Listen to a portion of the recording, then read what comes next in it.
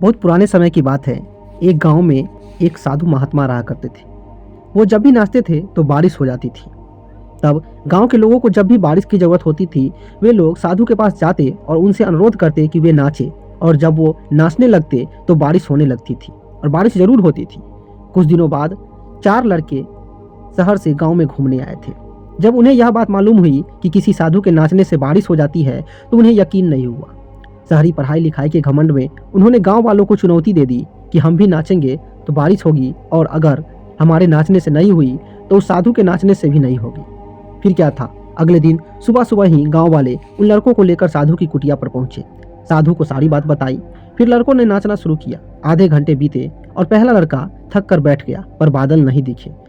कुछ देर में दूसरे ने भी यही किया और 1 घंटा बीतते बीतते बाकी दोनों लड़के भी थक कर बैठ गए, पर बारिश नहीं हुई। अब साधु की बारी थी। उन्होंने नाचना शुरू किया। 1 घंटा बीता, बारिश नहीं हुई। साधु नाचता रहा। 2 घंटा बीता, बारिश नहीं हुई, पर साधु तो रुकने का नाम ही नहीं ले रहा था। धीरे धीरे शाम ढलने लगी कि तभी बादलों की गड़गड़ाहट सुनाई दी और जोरों की बारिश होने लगी। सभी लड़के दंग रह गए और उन्होंने तुरंत साधु से क्षमा मांगी और पूछा, बाबा, भला ऐसा क्यों हुआ कि हमारे नाचने से बारिश नहीं हुई और आपके नाचने से हो गई? तब उस साधु ने उत्तर दिया, जब मैं नाचता हूँ तो बातों को ध्यान रखता हूँ। पहली बात, मैं ये सोचता हूँ कि अगर मैं नाचूंगा तो बारिश को होना ही पड़ेगा, और दूसरी ये कि जब मैं तब तक नाचूंगा जब तक कि बारिश ना हो जाए। तब ये बात उन लड़कों को समझ में आती है। इसी तरह आज के जीवन में सफलता पाने वालों में यही गुण विद्यमान होना चाहिए। वो जिस चीज को करते हैं उसमें उन्हें सफल होने का पूरा यकीन होना चाहिए, और वे तब तक उस चीज को करते रहे जब तक कि उसे सफलता न मिल जाए।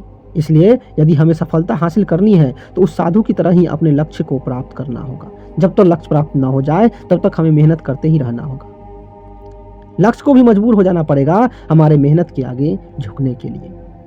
तो इस कहानी से हमें यही सीख मिलती है कि हमें जो भी लक्ष्य प्राप्त करना है उस लक्ष्य के लिए हमें दिन रात एक कर देना होगा, मेहनत करना होगा, तभी हम उस लक्ष्य तक पहुंच सकते हैं। धन्यवाद।